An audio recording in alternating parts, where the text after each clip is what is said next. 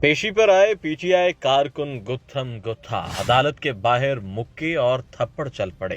उमर अयूब लड़ाई करते कारकुनों के सामने बेबस। फैसलाबाद की इंसदादे दहशतगर्दी अदालत के बाहर माहौल उस वक्त गर्म हुआ जब उमर अयूब पेशी पर अदालत पहुंचे। अपोजिशन लीडर को कारकुनों ने घेर लिया और सख्त नारेबाजी शुरू कर दी।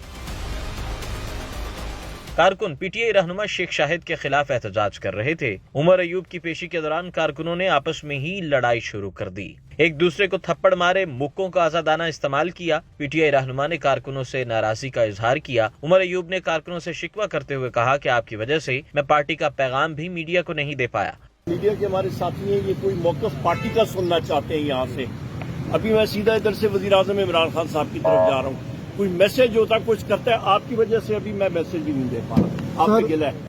उमर अयूब कारकुनों को लड़ते देखते रहे, जिसके बाद गाड़ी में बैठकर चले गए। 9 मई के मुकदमात में अदालत ने पीटीआई रहनुमाओं को 4 नवंबर को दोबारा तलब किया है।